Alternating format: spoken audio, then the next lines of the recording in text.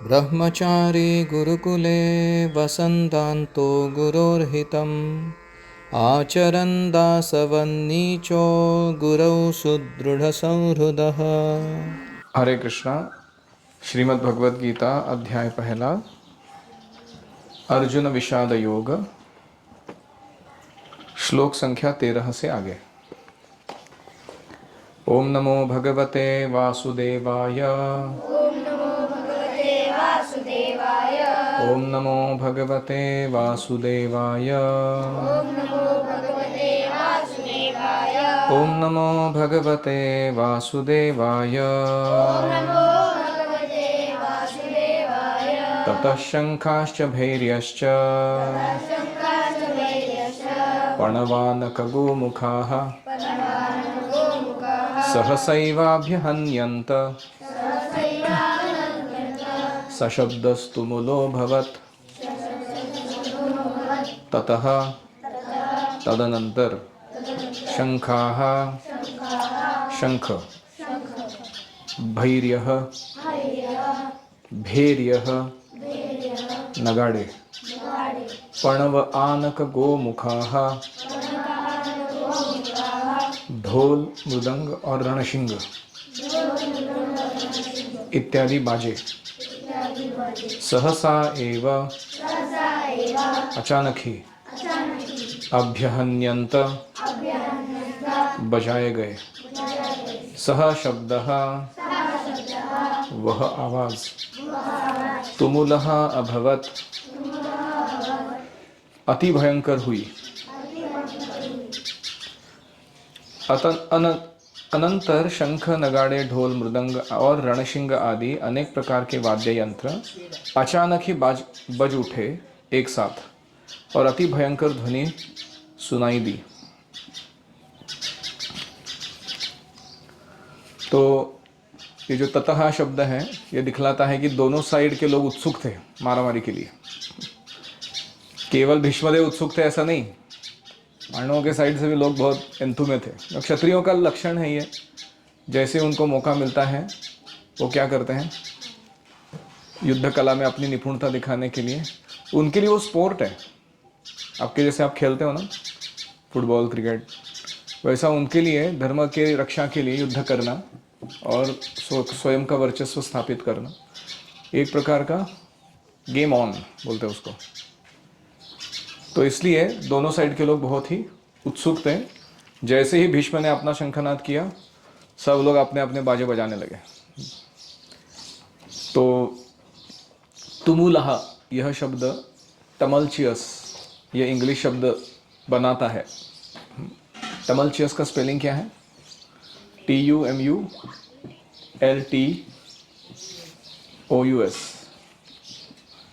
तो TUMUL क्या हो गया? तुमुल संस्कृत का शब्द। अभी पहली बार भगवद गीता में श्री भगवान का इंट्रोडक्शन हो रहा है और वो इंट्रोडक्शन इतना मधुर है। हम देखते हैं कि अन्य धर्मों के जो ग्रंथ होते हैं, धर्म ग्रंथ, उसमें भगवान को एक बहुत ही पुरातन व्यक्ति जो बहुत गुस्से वाला है, जिसके पास असीम शक्ति है और जो उनके आदेश को पालन नहीं करते हैं उनको वो नरक में भेज के उनको झुलसा झुलसा कर दंड देते हैं, ऐसा प्रकार का वर्णन आता है। तो ये वर्णन सुनने के बाद उस भगवान की तरफ कोई ज़्यादा आकर्षित नहीं होने का सवाल नहीं आता, क्योंकि लोग सोचते हैं कि ये कोई तो टायरेंट है, ये दूसरों के ऊपर अपना रोब झाड़ने के लिए बैठा हुआ है कि नहीं। लेकिन हमारे वैदिक साहित्य में अगर आप वर्णन सुनेंगे भगवान कौन है तो हम जान सकते हैं कि भगवान एक प्रेमी व्यक्ति है और गुस्से वाले नहीं हो। गुस्सा तभी जब ज़रूरत है, लेकिन बेसलाइन क्या है? लव, प्रेम। तो यहाँ कृष्ण का इंट्रोडक्शन दिया जा रहा है। वो कैसे? ततश्वेतैर्हयैर्युक्ते महति स्यन्दने स्थितौ माधवः पाण्डवश्चैव दिव्यौ शंखौ प्रदध्मतुः ततः इसके बाद श्वेतैः हयैः युक्ते, श्वेत घोड़ों से युक्त, महती स्यंदने, उत्तम रथ में, स्थितौ, बैठे हुए, माधवः पांडवः च, श्री कृष्ण और अर्जुन ने, दिव्यौ एव शंखौ, दिव्य शंखों को, प्रदध्मतुः, बजाया। इसके बाद श्वेत घोड़ों से युक्त उत्तम रथ में बैठे हुए श्री कृष्ण तथा धनंजय ने दिव्य शंख की ध्वनि की। तो यहाँ पर भगवान को इंट्रोड्यूस किया जा रहा है किसके रूप में? अपने भक्त के सारथी के रूप में, शोफर के रूप में। Switch on lights. तो ऐसा कोई इंट्रोडक्शन होता है जिसमें सबसे सर्वोच्च व्यक्ति जो है, supreme authority, supreme controller, supreme enjoyer, supreme proprietor, supreme benefactor of everybody is shown as a servant. आप समझ रहे हैं पॉइंट? तो ये बहुत विशेष है भगवान का कि जो भक्ति से उनको अप्रोच करता है वो भी उसकी उतनी ही सेवा करते हैं। ऐसा नहीं कि तुम मेरी सेवा करो और मैं राजा के जैसे जीऊंगा अपना जीवन, तुमको तुम्हारा शोषण करके। तो हम जितनी सेवा भावना बढ़ाते हैं, ये यथा माम प्रपद्यन्ते ताम तथैव भजामि अहम। भजामि मतलब क्या है? मैं भी तुम्हारी भक्ति करूंगा। अगर तुम मेरे भक्त बनोगे, तुम मेरे बारे में चिंतन करोगे, मेरे प्रति सेवा दोगे, तो मैं तुम्हारा चिंतन करूंगा, तुम्हारे प्रति सेवा प्रदान करूंगा। तो ये भगवान का स्वरूप है और इसलिए ये भगवान बहुत आकर्षक है। तो यहाँ कृष्ण का नाम है माधवः। क्यों? क्योंकि वो लक्ष्मी के पति हैं। तो ये पहला साइन ऑफ विक्ट्री है कि श्वेतै हयैर्युक्ते, वो घोड़े और वो रथ इन अग्निदेव ने प्रदान किया था अर्जुन को। उसमें स्वयं कौन बैठे हुए थे? लक्ष्मी के पति, भाग्य देवता के पति। तो उस साइड में भाग्य होगा, विजय होगी। और उनके पास जो शंख है उनके नाम इंडिविजुअली, व्यक्तिगत रूप से बताए गए हैं। पांचजन्यम ऋषिकेशो देवदत्तम धनंजय पौंड्रम दद्भौ महाशंखम भीमकर्मा वृकोदरः। तो क्या नाम है उनके? कृष्ण के शंख का नाम पांचजन्य। फिर धनंजय, अर्जुन के शंख का नाम मोथे धनंजय। धनंजय अर्जुन का नाम है, उसके शंख का नाम क्या है? देवदत्त। और एक भीमकर्मा वृकोदरः, कौन है ये? भीम। भीमकर्मा मतलब पावरफुल कार्य करने वाले। वृकोदरः मतलब जिनका भूख, वो भेड़िए के अंदर जो होता है ना, वृकाग्नि बोलते हैं उसको। हमारा जठराग्नि है, भेड़िए का भूख बहुत तीव्र रहता है।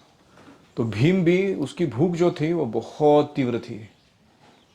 जब पांडव वनवास में थे तो जो भी उनको मिलता था उसका हाफ हाफ किया जाता था।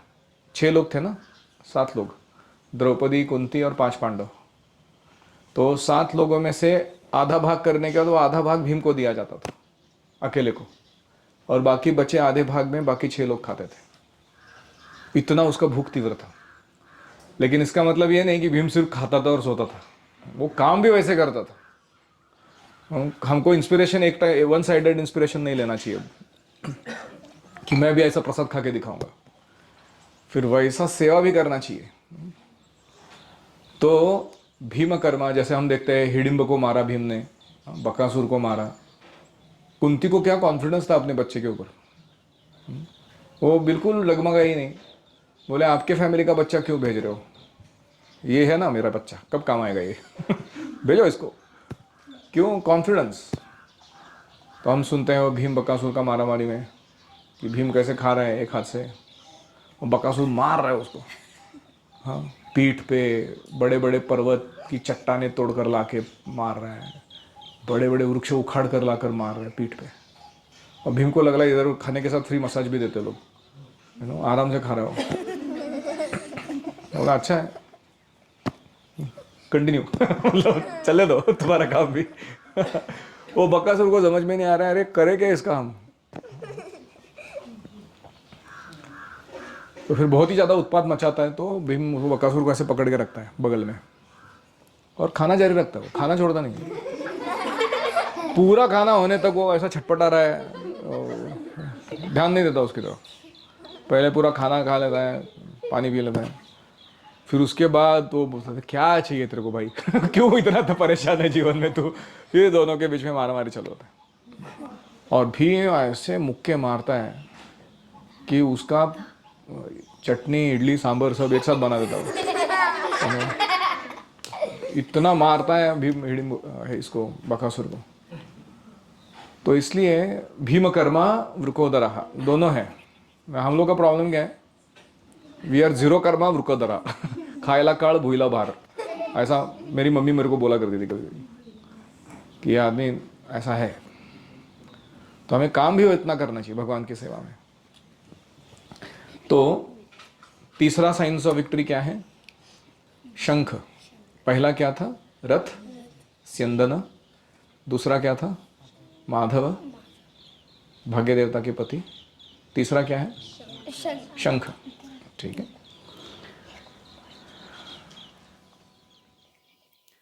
पांचजन्य की कथा पता है ना सबको? नहीं पता? कृष्ण ने गुरुकुल में शिक्षा ग्रहण की। कौन सा गुरुकुल? उज्जयिनी नाम की जगह है, उज्जैन। वहाँ कौन गुरुजी थे उनके? सांदीपनी मुनि, वो गृहस्थ थे। उनके अंडर उन्होंने, कृष्ण ने शिक्षा ग्रहण की। गुरु दक्षिणा देते समय उन्होंने अपने गुरु से पूछा क्या दूं, उचित दक्षिणा क्या दूं मैं आपको। तो उन्होंने कहा, गुरु ने सोचा कि अरे इतना तगड़ा शिष्य है ये, ऑर्डिनरी नहीं है, सुप्रीम पर्सनालिटी ऑफ गॉडहेड शिष्य रूप में मिला है, इसको क्या ऐसा कार्य दे जो असंभव हो लेकिन वो करने से इसका ही गौरव बढ़े। तो उन्होंने कहा कुछ साल पहले ना समुद्र में मेरा बेटा डूब के मरा था, उसको वापस ला के दो। तो फिर गुरु दक्षिणा के रूप में कृष्ण गए, समुद्र में छलांग मारे। समुद्र किसका अधिष्ठान है? वरुण देव का, वाटरमैन वरुण देव।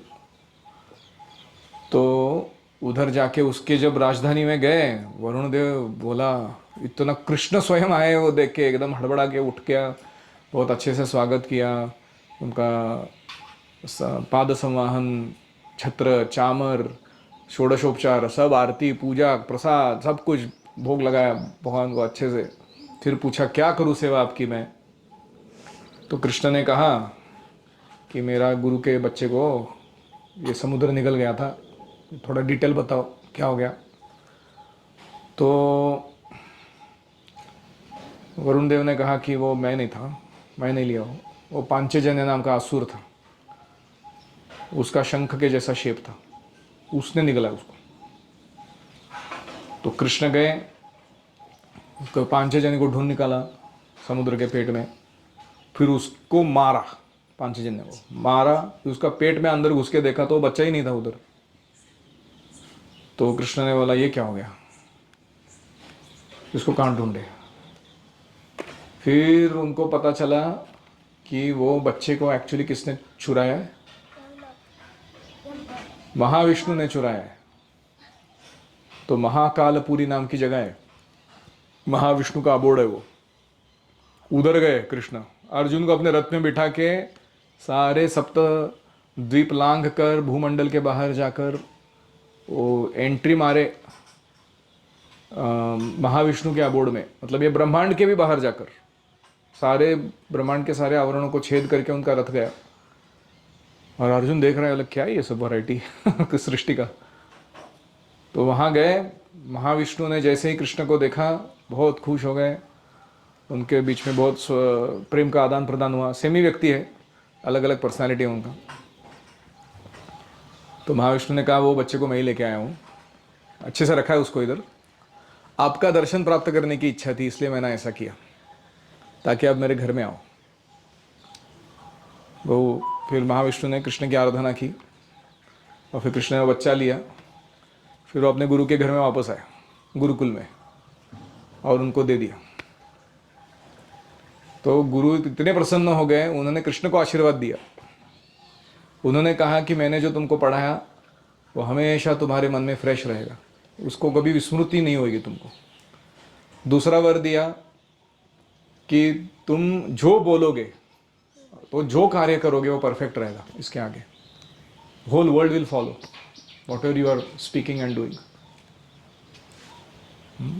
और तीसरा उन्होंने आशीर्वाद दिया कि ये जो वेदों का ज्ञान है ये हमेशा अबाधित रहेगा, किसी न किसी रूप में हमेशा मानव समाज में मौजूद रहेगा।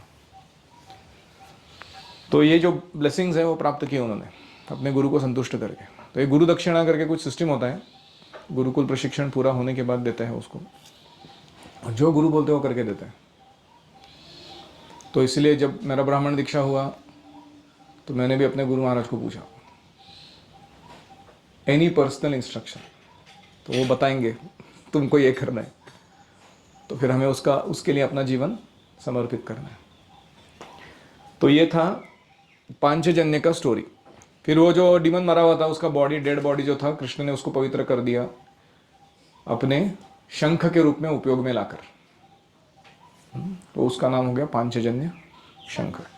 ये पांचजन्य शंख जो है वो पहले भगवत धाम में भगवान का शाश्वत सेवक था, उसका कोई गड़बड़ करने के कारण वो डिमन के बॉडी के रूप में जन्म हुआ था। वो वापस इस लीला के द्वारा कृष्ण के पास शाश्वत सेवक के रूप में जोड़ा गया।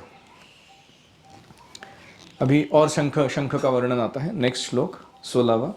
अनंत विजयम राजा कुंती पुत्रो युधिष्ठिरः नकुलः सहदेवश्च सुघोष मणिपुष्पकौ। तो क्या क्या नाम है? राजा कुंती पुत्रः युधिष्ठिरः, उनका क्या है नाम शंख का? अनंत विजयम, अनंत विजय। फिर नकुल और सहदेव की जो शंख है उनका नाम क्या है? सुघोष। कितना सुंदर नाम है, जिसका घोष बहुत अच्छा है, आवाज, सुघोष। और मणिपुष्पक, ऐसे दो नाम थे। Actually, I am distressed because of continuous biting by 2 mosquitoes. And they are going on biting.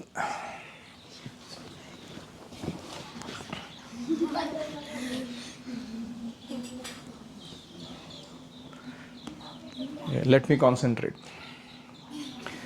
तो अभी ये शंखों के नाम पांचों पांडवों के बताए गए। आपने कहीं सुना दुर्योधन के शंख का नाम बताया, दुशासन के बताया? कुछ भाव नहीं उसको। काशश्च परमेश्वासः शिखंडी च महारथः धृष्टद्युम्नो विराटश्च सात्यकिश्चापराजितः द्रुपदो द्रौपदेयाश्च सर्वशः पृथिवीपते सौभद्रश्च महाबाहु शंखान् दद्मुः पृथक् पृथक्। पृथ्वी पते, संजय धृतराष्ट्र को कह रहा है, हे पृथ्वी के महाराज, धरणी पते धृतराष्ट्र, परम ईशु आसहा महाधनुर्धारी काश्यहाच, ये कौन है? काशीराज। महारथः शिखंडी च, ये कौन है? महारथी शिखंडी, वो था युनक लेकिन क्षत्रिय था।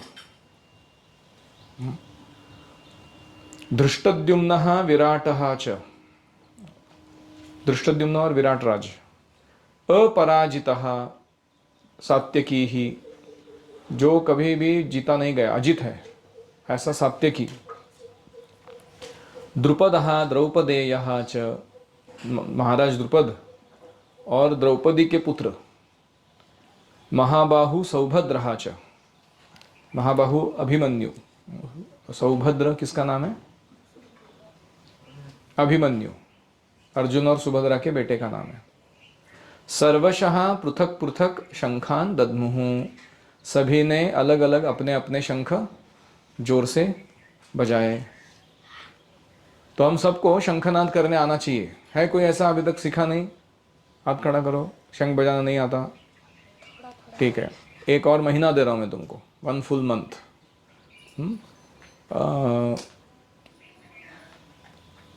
सबसे अच्छा शंख कौन बजाता है हमारे इधर? न्यापक हरि भैया, ठीक है। तो हरि भैया से आपको पर्सनली कांटेक्ट करना है और सीखना है, ठीक है, विद इन 1 मंथ। हाँ, नहीं तो खाना पीना बंद कर दूंगा मैं सब, ठीक है। तो ये रहा शंख बजाना। तो शंख क्यों बजाया जाता है?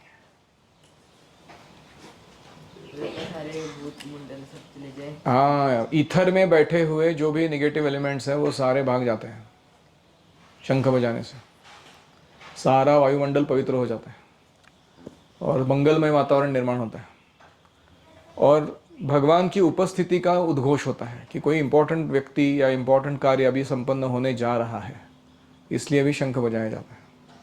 तो शंख जब बजता है तो हाथ में जो काम है वो छोड़ के जिस कार्य के लिए वो शंख बज रहा है उसकी तरफ ध्यान देना होता है, ठीक है। इसलिए वो शंख नहीं बजाते। कभी कभी हमारे पुजारी आके देखते हैं कि कोई लोग रेडी नहीं हो रहे, वो अपना ही कुछ तिकड़म लगाए बैठे हैं। तो इस प्रकार ये सभी महारथियों ने अपने अपने शंख बजाए।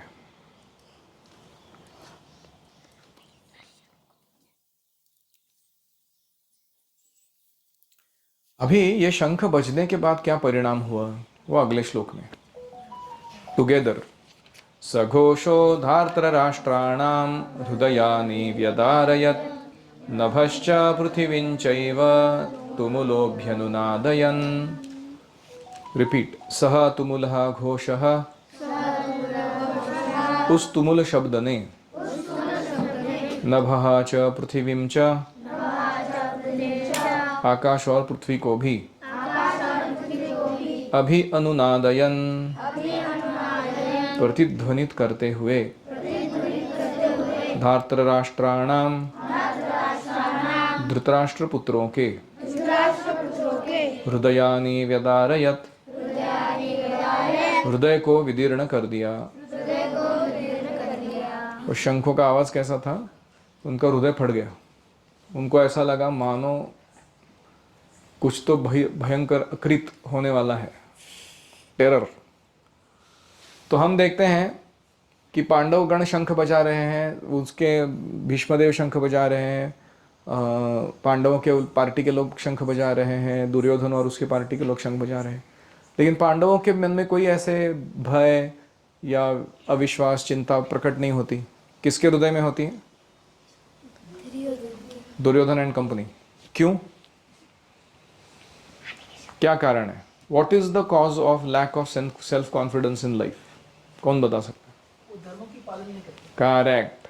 जो धर्म का पालन नहीं करता वो हृदय में जानता है कि उसका बैंड बजने वाला है, वो भले कितना भी छुपाए उस चीज को, इसलिए वो कभी भी निर्भय नहीं रहता। Is always afraid.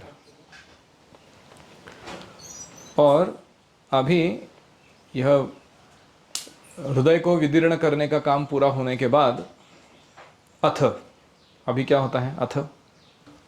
अथ व्यवस्थितान् दृष्ट्वा धार्तराष्ट्रान् कपिध्वजः प्रवृत्ते शस्त्र संपाते धनुरुद्यम्य पांडवः ऋषिकेशं तदा वाक्यम् इदमाह महीपते। मेरे पीछे दोहराइए। महीपते, हे राजन धृतराष्ट्र। अथ तद अनंतर कपिध्वजः पांडवः, कपिध्वज अर्जुन ने धार्तराष्ट्रान्, धृतराष्ट्र पुत्रों को, व्यवस्थितान्, दृष्ट्वा, युद्ध के लिए व्यवस्थित देखकर, शस्त्र संपाते प्रवृत्ते, बाण निक्षेप करने को, धनु उद्यम्य, धनुष्य उठाकर, तदा, तब, ऋषिकेशम श्री कृष्ण को इदम वाक्यम यह वचन आह कहा। हे राजन, उसके बाद अपने पुत्रों को युद्ध के लिए व्यवस्थित देखकर हे राजन, उसके बाद आपके पुत्रों को युद्ध के लिए व्यवस्थित देखकर बाण निक्षेप करने के लिए उद्यत कपिध्वज अर्जुन ने अपना धनुष उठाकर श्री कृष्ण से यह वचन कहे। तो इसमें 5th साइन ऑफ विक्ट्री आता है। क्या है वो? पहला साइन ऑफ विक्ट्री क्या था? अग्निदेव का दिया हुआ रथ। दूसरा माधव, स्वयं भगवान अर्जुन के रथ पर है। तीसरा शंख, जो ऑस्पिशियस है, और उनका परिणाम धार्तराष्ट्रान हृदयानि व्यदारयत। फिर कपिध्वज, हनुमान जी बैठे हैं। हनुमान जी क्यों बैठे हैं? किसको पता है वो कथा? पता है ना? भीम एक बार जा रहे थे और वनवास के दौरान तो उन्होंने देखा एक बंदर, बूढ़ा बंदर बैठा हुआ है मार्ग में, लंबी पूंछ फैला के बैठा हुआ है। तो भीम को एटिकेट मालूम था कि किसी भी जीव के शरीर के ऊपर से लांघना नहीं चाहिए उसको। क्यों नहीं लांघना चाहिए? क्योंकि हर जीव का शरीर भगवान का मंदिर है, उसमें परमात्मा वास कर रहे हैं। तो हर एक जो शरीर दिख रहा है आजू बाजू में, छोटा छोटा मंदिर है वो, छोटा बड़ा जो भी। हाथी का थोड़ा बड़ा है, चींटी का थोड़ा छोटा है, लेकिन परमात्मा उनके हृदय में है नहीं है। तो क्या हम उसके शरीर को लांघ सकते हैं?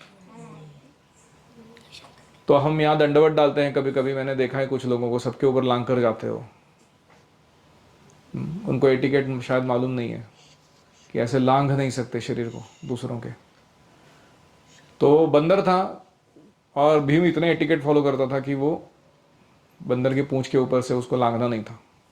तो उन्होंने कहा, बंदर भाऊ थोड़ा पूंछ हटा दो, मेरे को रास्ता जाके आगे जाना है। वो बंदर कौन थे? हनुमान जी थे, परीक्षा लेने के लिए आए थे, क्योंकि उन्होंने देखा था कि भीम बहुत गर्वित हो गया शक्ति के कारण, तो उसको मदद करने के लिए आए थे।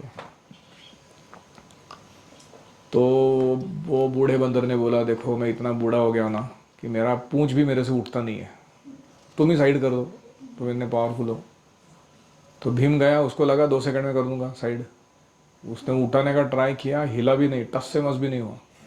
तो भीम ने अपनी सारी शक्ति लगा दी, दोनों हाथ से जम के पकड़कर दोनों पैरों से दबा के पृथ्वी को जोर से उठाने का प्रयास किया, लेकिन कुछ हिला नहीं। तो भीम को आश्चर्य लगने का, 10,000 हाथियों का बल है मेरे अंदर,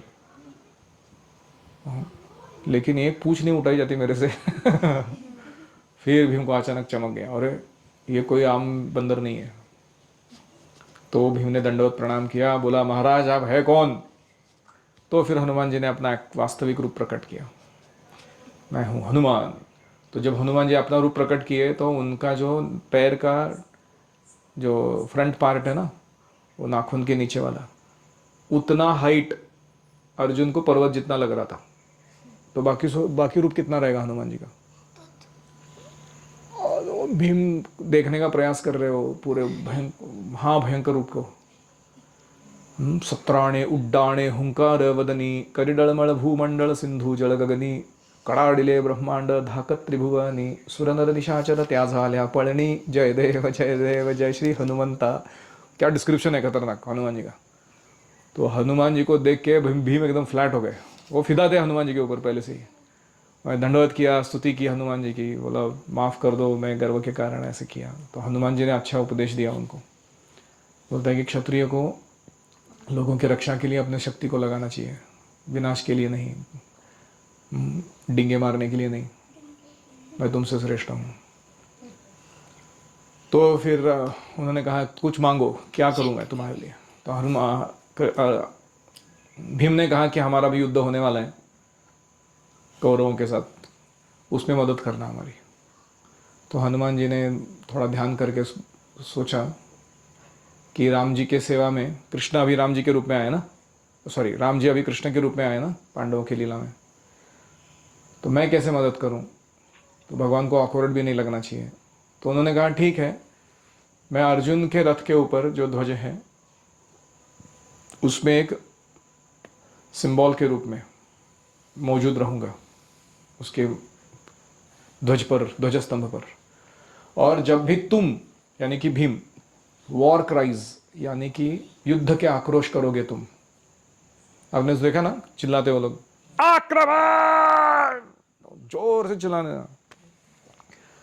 या जो भी, तो ये जोर से चिल्लाते हैं और फिर शत्रु के ऊपर आघात करते हैं। उस समय मैं क्या करूंगा, तुम्हारे आवाज में अपनी आवाज मिलाऊंगा।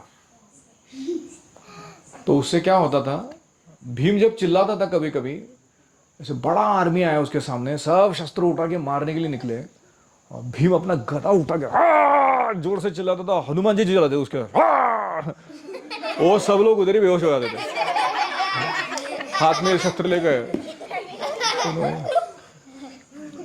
तो ये जो टेक्निक है, ध्वनि के द्वारा सामने वाले के प्राण को हिला देना, उसको गर्भगलित करना बोलते हैं, ये टेक्निक है। ये हमारे नेपाल के जो गुरखा लोग होते हैं ना, उनको वो टेक्निक पता है, वॉर में यूज़ करते हैं उसको। ऐसे 2-4 गुरखा अगर किसी युद्ध पे निकले हैं, 50-60 लोगों को मार के आते हैं वो लोग। क्यों? आवाज़। जब वो चिल्लाते हो, सामने वाला आदमी हाथ में शस्त्र होके भी चला नहीं सकता, क्योंकि प्राण शक्ति काम ही नहीं करती। तो ये एक टेक्निक है, someday you should learn it. जब आप युद्ध करते हो तो उस समय ध्वनि का बहुत महत्व है, सांस कितनी अच्छे से लेते हो उसका बहुत महत्व है। तो इसलिए इस प्रकार से कपिध्वज बनकर हनुमान जी ने भीम और अर्जुन की सहायता की युद्ध के बीच में। ठीक है, तो ये सब हुआ बैकग्राउंड में। प्रवृत्ते शस्त्र संपाते, अभी शस्त्र संपात करने के लिए, शस्त्र छोड़ने के लिए अर्जुन तैयार हुआ ही था, प्रवृत्त हुआ ही था। धनुरुद्यम्य, उसने गांडी उठा लिया अपना। और ऋषिकेश, कृष्ण को जो सारे इंद्रियों के स्वामी हैं, उन्होंने एक वाक्य कहा। क्या कहा, कल देखते हैं, लंबा है थोड़ा। ओम हरे कृष्णा कृष्णा कृष्णा हरे हरे, हरे राम राम राम हरे हरे। श्रील प्रभुपाद की जय, श्रीमद् भगवद गीता की जय। हरे कृष्णा कृष्ण कृष्ण हरे हरे, हरे राम राम राम